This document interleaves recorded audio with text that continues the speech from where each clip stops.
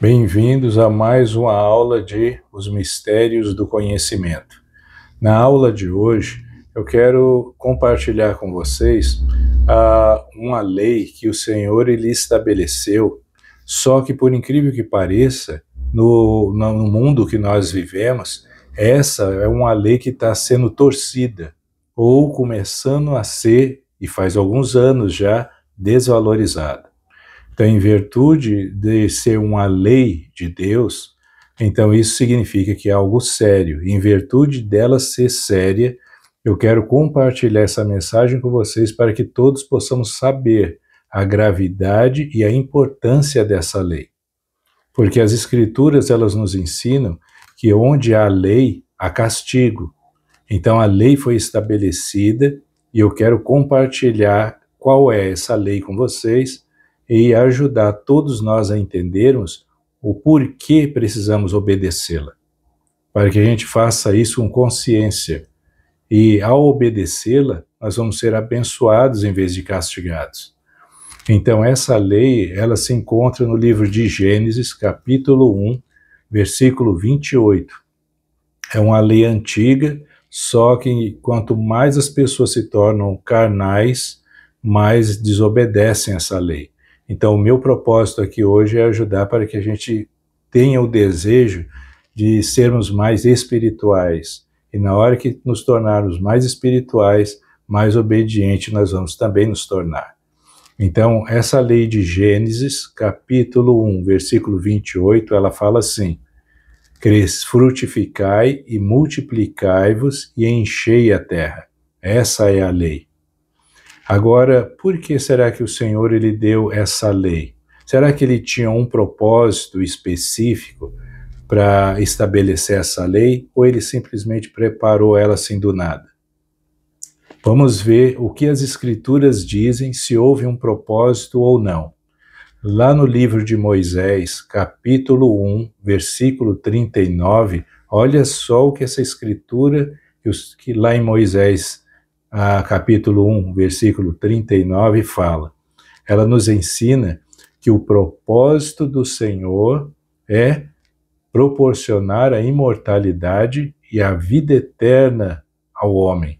O que essa escritura ela está querendo nos ensinar?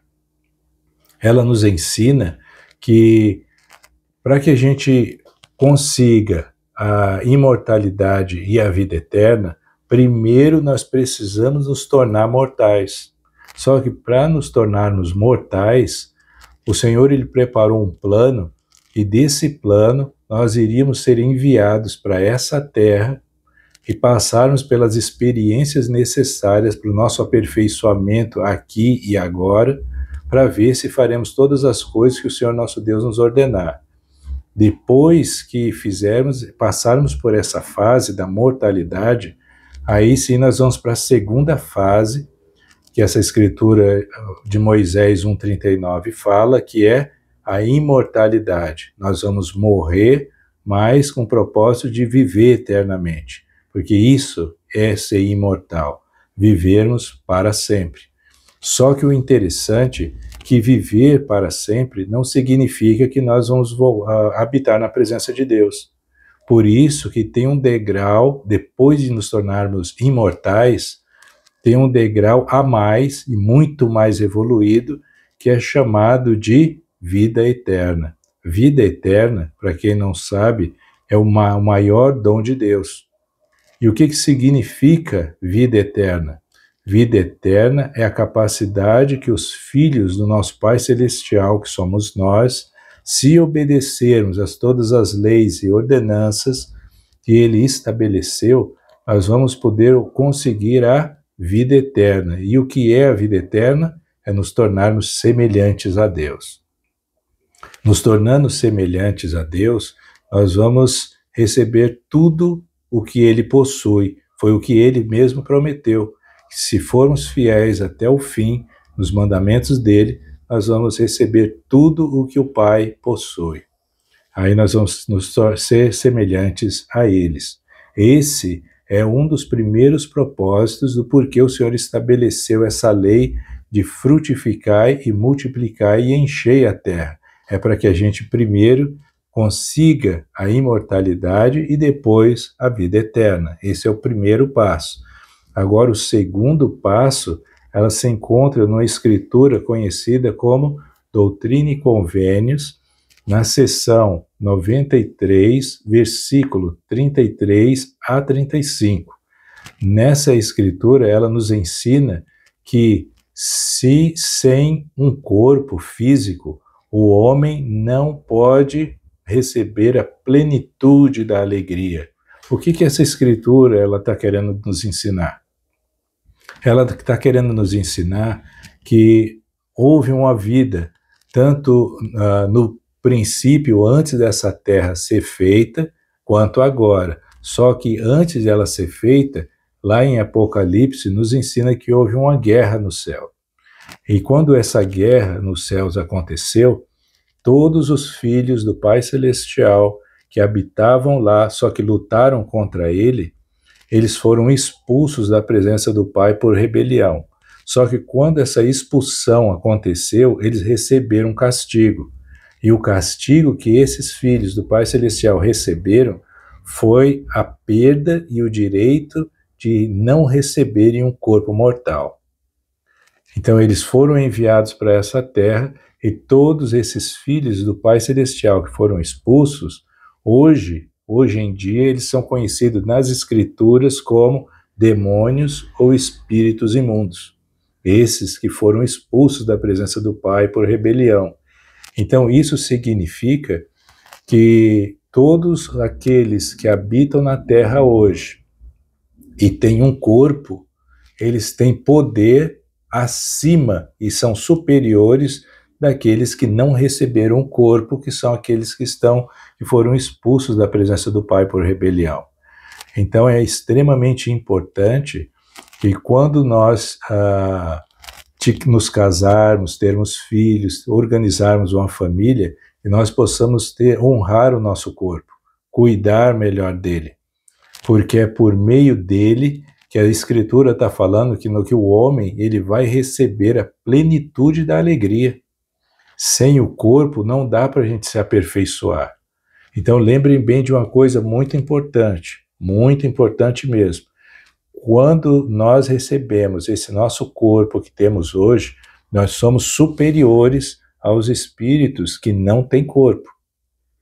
Então isso significa que os espíritos do mal, eles não têm poder de possuir o nosso corpo só se nós autorizarmos. Porque por si só, nós somos superiores a eles. Porque nós recebemos algo que eles foram proibidos de receber. E nós recebemos. Então, o nosso desafio é que a gente continue guardando os mandamentos de Deus para que a gente possa receber mais poder para que o espírito do mal nunca habite ou domine o nosso corpo. E nós possamos fazer boas escolhas, para que a gente possa viver bem aqui nessa terra e continue acima e receba a plenitude da alegria eterna. Só que o interessante nessa vida é que, ao usar o corpo, que seria o adequado usarmos de acordo com os padrões estabelecidos por Cristo. Só que muitas vezes nós não estamos fazendo as escolhas corretas para cuidarmos devidamente de nosso corpo. Então, em virtude disso, teve um presidente da igreja que ele é conhecido como o presidente Spencer W. Kimball, que ele fez algumas declarações muito importantes para alertar todas as pessoas a cuidarem melhor do seu corpo de uma forma adequada, porque tudo tem um propósito nessa vida. E olha só algumas das declarações que ele fez. A primeira dela fala assim: o presidente Spencer W. Kimball, ele disse: o primeiro mandamento registrado nas Escrituras parece ter sido: frutificai, multiplicai-vos e enchei a terra. Ninguém deve pensar que o Senhor ordenou que tivéssemos filhos sem sermos casados. Então isso é muito importante de entendermos. Por quê? Porque nós recebemos um corpo. Só que, por exemplo, eu tenho um amigo meu que ele, olha só o que ele disse para mim. Eu fiz muitas viagens nesse Brasil.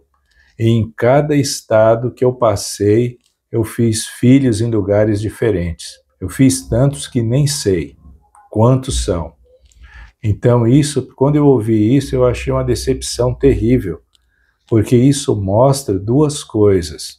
Primeiro, que a pessoa ela não tem conhecimento do Evangelho de Jesus Cristo e a seriedade que nós temos em usar o nosso corpo devidamente. O nosso corpo não é para ser feito ou fazer as coisas que desejamos só, ou só realizar os desejos do nosso coração.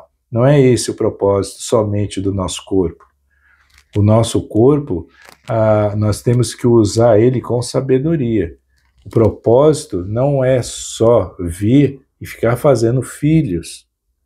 O propósito é um pouco mais elevado, que nem o presidente falou aqui. Ninguém deve pensar que o Senhor ordenou que tivéssemos filhos sem casamento. E era exatamente o que ele estava fazendo. Ele ia para lugares diferentes e ficava tendo relações com as mulheres e gerando filhos sem o casamento. Isso é chamado de falta de respeito, falta de amor ao próximo. Um homem, na minha opinião, que age dessa forma, se ele tiver conhecimento do Evangelho de Jesus Cristo, ele não está vivendo à altura e vai ter uma cobrança a respeito disso. As mulheres, elas são filhas de Deus e têm que ser respeitadas.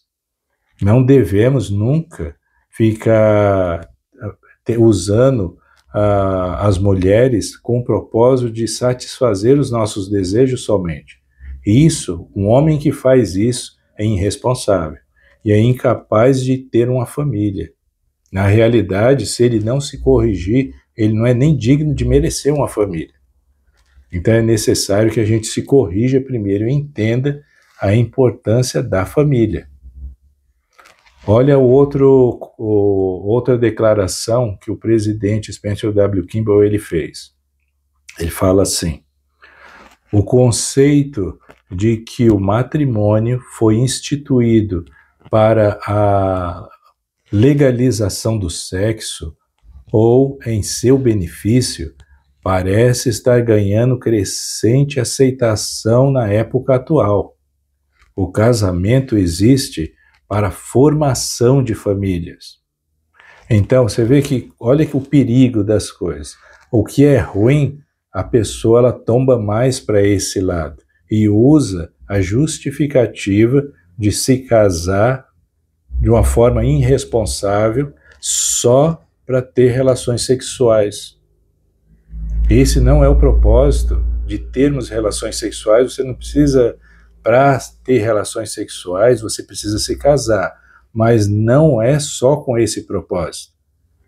O propósito de um matrimônio é que tanto o homem quanto a mulher sejam responsáveis e desenvolvam e criem os filhos nos padrões estabelecidos pelo Senhor, não de acordo com a nossa vontade. As crianças, elas não têm culpa de que os pais são irresponsáveis. Por isso que é importante nós, como pais, sermos mais responsáveis. Porque se nós não pensarmos nas crianças, as únicas que realmente vão sofrer vão ser elas. Só que depois, já que uma lei foi estabelecida, depois vai ter a cobrança. A nossa responsabilidade é de educar a criança no caminho que elas devem andar. E quando elas crescerem, elas nunca vão se desviar do Senhor. Só que é nossa responsabilidade como pais de transmitir o estabelecimento da família, de fortalecer a família, para que todos cresçam fortes em Cristo, não nas coisas deste mundo. Para isso, o marido precisa compreender a esposa e a esposa precisa compreender o marido. E os dois juntos, trabalhando juntos igualmente, vão fortalecer as crianças, os nossos filhos, para que eles sejam homens honestos, íntegros e guardem os mandamentos de Deus. Só que não dá para os nossos filhos guardarem os mandamentos de Deus se nós, como pais, não guardamos. Então, que possamos ficar atentos nessa lei, que o mandamento do Senhor de crescer e multiplicar e encher a terra, ele ainda está em vigor. O Senhor ele não cancelou esse mandamento. Agora, se por algum motivo eu querer limitar os filhos do Senhor para que eles não nasçam na minha família, existe uma ordem para isso. Primeiro, eu preciso entender uma coisa. Os filhos que estão nascendo não são meus. Eles são confiados a mim para que eu cuide. Então isso significa que se os filhos não são meus e eu quiser limitar os meus filhos aqui na terra, eu preciso fazer duas coisas. Primeiro, eu preciso conversar com a minha esposa quantos filhos nós queremos ter. Depois que tomarmos essa decisão, aí vai vir a decisão mais importante de todas, que é, depois que eu e minha esposa decidirmos, eu tenho que perguntar a Deus, já que os filhos são dele, o que ele quer que eu faça. Se ele quer que eu limite ou que eu continue. Aí depois disso, vai depender de mim, de obedecer aos mandamentos de Deus ou não.